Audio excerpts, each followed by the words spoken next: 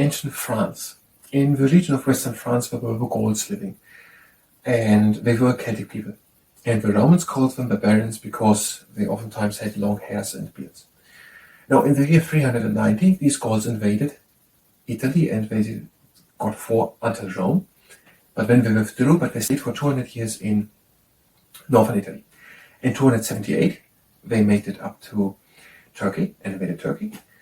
And now, when a bit later on, then in the 50s before Christ, we're talking before Christ, there was Julius Caesar, and he led a campaign, and he conquered northern France, or northern Gaul.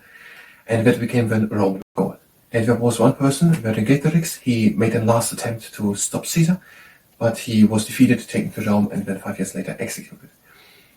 Now, and then some time happened, and then in the year, during the 5th century, in 486, there was Clovis, and he was a Frank, and he invaded the Roman Gaul, and he possessed it then, he won, and then he ruled there, and the Merovingian kingdom was created, lasting until 718, and then from onwards, 718 onwards until 987, it was the Carolingian in France. Now, at one time there was when Charles II of France fighting against, in the 9th century, against Louis the German and Lothair, and in 843 there was made the Treaty of Verdun, and that basically gave Charles II of France the region which is today's France as rule.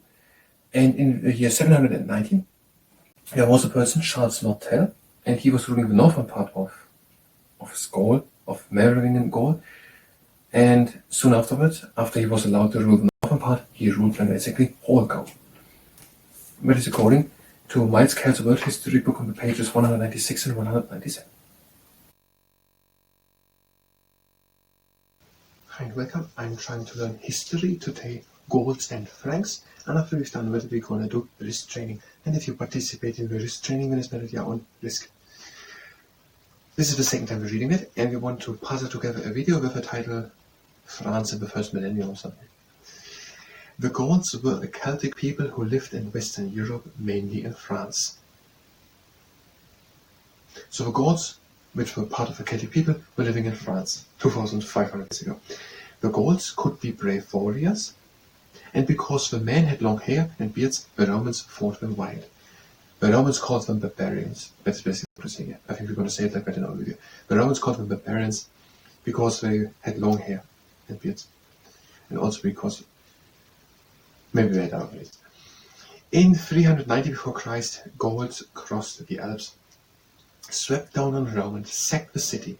They later withdrew, but they occupied northern Italy for almost 200 years. So 390 before Christ, the Gauls, we're talking the whole time about the Gauls, which the Romans called barbarians, and which were Celtic people living in France. 390 before Christ, they came down up to Rome. They withdrew a bit, but they stayed in northern Italy for 200 years. In 278, so it's a bit more than a minute. In 278 before Christ, Gauls invaded what is now Turkey, settling the area called Galatia. I don't understand that part. From France down to Italy makes sense, but to Turkey? And there are many countries in between, by the way, so if it did not take the sea route, which I don't believe, they did not just invade it. How could they just invade Turkey? There are 6-7 countries in between. Now, in 278, the Gauls invaded Turkey, and an area called Galatia was created. 50 before Christ, in the 50s, Julius Caesar led a lightning Roman campaign to crush the Gauls. What is now France became Roman Gaul. And when Julius Caesar conquered also the northern part of France, known then as Roman Gaul. In 52 before Christ, the Gallic chief Vercingetorix led a last-ditch attempt to drive out the Romans. However, he was beaten and taken to Rome as Caesar's prize and then executed. 52, the Vercingetorix thing. Now, the Franks were a German people split into two branches, the Salians and Ripuarians. In 489, now after Domini, the first millennium doesn't make sense. The millennium about Christ. I don't know. In Domini 486. Then it's ancient. It must be ancient. ancient France. But I really like my title of the first millennium. But we're going to do another video. In 486 after Christ, Clovis, a king of the Sullan Franks, so the Sullan and the Ripuarians, invaded Roman Gaul to create a big kingdom covering modern France and Belgium. The first period of Frankish rule in Gaul is called Merovingian, from 486, which is Clovis, where it invaded the Sullan Frank, until 751, and the second one is called the Carolingian, 751-987. And Charles II of France, or Charles the Bold, he was one of these Carolingian, fought many wars against his half-brothers Louis the German and Lothair. In 843, the Treaty of Verdun gave Charles the rule over the part of the empire that formed the basis for France. Okay, there was Charles II of France, when in the 9th century, in 823 until 877. And when in the year 843, let's take at least that number, 843, the Treaty of Verdun was done between him and his half-brother Louis the German and Lothair. Is it Louis the German and another person, Lothair? Or is it Louis the German and Lothair? Or is it Louis the German and Lothair? I think that makes more sense. The Treaty of Verdun, 843, and that gave Charles the rule over the part of the empire that formed the basis for France. So within Clovis invading, there are two types of Franks. That is so much a bit to remember right now. The Sallans and the Ripuarians. Sallans and Ripuarians. Now one of the Sallans Franks was Clovis, who in 486. In 486 invaded the northern part of Roman Gaul and became the first king of the Carolingian, of the Merovingian, Clovis, of the Merovingian. Lasting went from 486 until 751, and then from 751 until 987 there was a Carolingian. 486, this is a hard number. 486, 987, and it was 443, the Treaty of Verdun.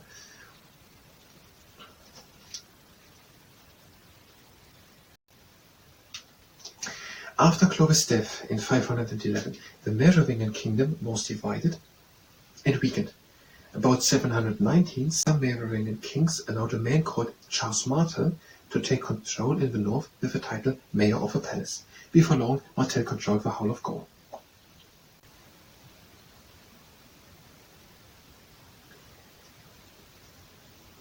In 511, the northern part was governed then by Charles Martel, and soon he became also the whole controller of Gaul. And why is it still Merovingian? Okay, the information. So we're having the Gauls, a Celtic people living in northern France. When we're having called by by Romans barbarians. They invaded in 390 up to Rome, state majorities in Italy. Then they invaded Turkey, 278. These are too many numbers. 278, Turkey. 390, 278. In the 50s, then the 52 of the Vercingetorix, the battle. And Vercingetorix was the last uprising, but Caesar ruled Gallium, known as the Roman Gaul. And the Franks had two branches, the Sallans and the Ripuarians.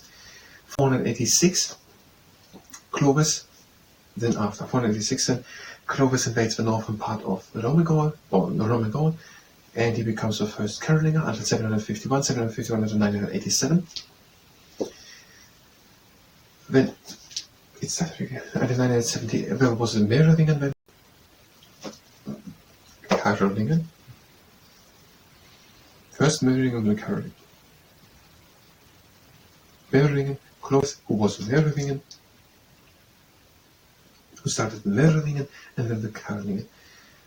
And then Charles II, he invaded in 843. 843 was the treaty. Charles II of France fought against his half-brother. This is the thing. Charles II fought with his half-brother. Charles II of France fought with his half-brother, Louis. And when the Treaty of Verdun, we don't the Treaty of Me and somewhere else, the Treaty of Verdun, 1843, settled that he became the ruler of Roman Gaul. The ruler of a part which is now France. In 511, the northern part of Gaul was given to Charles Martel. The northern part of Gaul, the Merovingian kingdom, which was now Merovingian kingdom, was given to Charles Martel. He soon became the ruler of Gaul. It is a Merovingian kingdom, but still Gaul. I'm going to stop making that.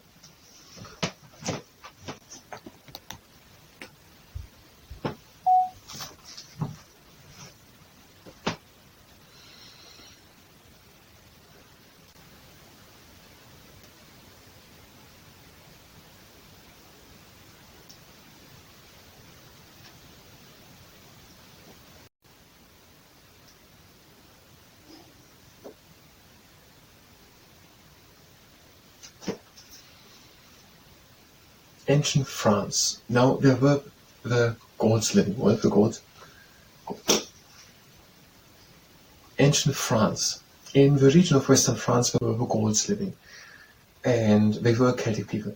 And the Romans called them barbarians because they oftentimes had long hairs and beards. Now in the year 390 these Gauls invaded Italy and they got fought until Rome. But then they withdrew, but they stayed for 200 years in northern Italy. In 278, they made it up to Turkey, and invaded Turkey. And now, when a bit later on, then in the 50s before Christ, we're talking before Christ, there was Julius Caesar, and he led a campaign, and he conquered northern France, or northern Gaul. And that became then Roman Gaul. And there was one person, Vercingetorix, he made a last attempt to stop Caesar, but he was defeated, taken to Rome, and then 5 years later executed. Now, and when some time happened, and then in the year during the 5th century, in 486, there was Clovis, and he was a Frank, and he invaded the Roman Gaul, and he possessed it, and he won, and then he ruled there, and the Merovingian kingdom was created, lasting until 718, and then from 718 onwards until 987, it was the Carolingian in France.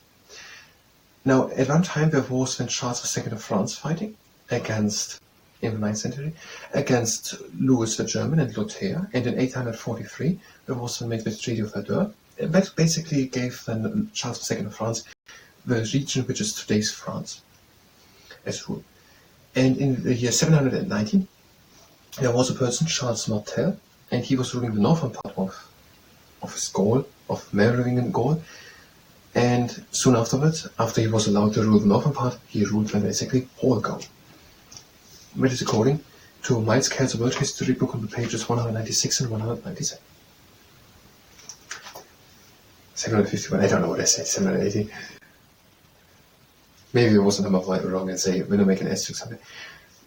I'm going to stop the camera.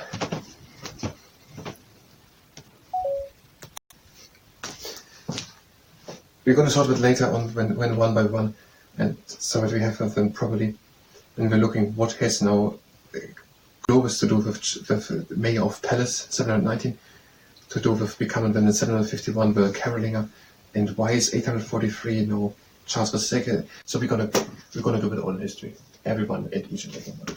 Now, if you have history here and you want to do all the other one, then you have to go to any other parts of history in the future. So if you were here for that was it. If you stay here and participate in the wrist training management, doing wrist training, and it's at the arm risk, hands next to the body and down the fists. We're having 3 rules. The first rule is that we go only as far as we can go with a little bit of effort. It's actually the second one.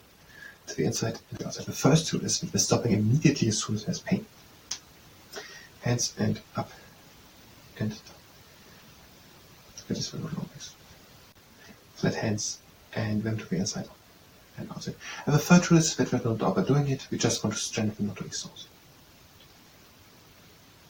Flat hands and open and close.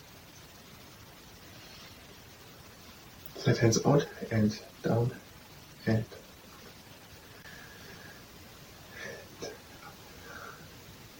inside and up. inside, change down, out, up, in. Again a fist, down, press from the inside, outside, top, and bottom. Other hand, down, press, outside.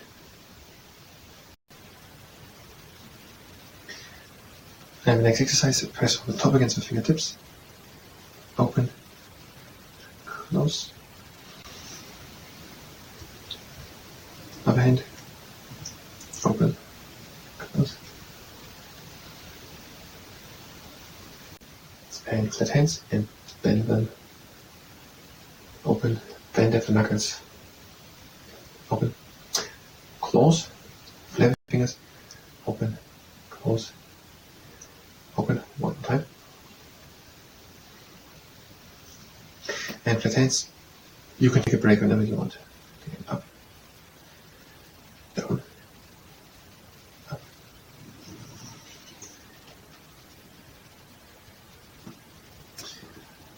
And now, hands open, close.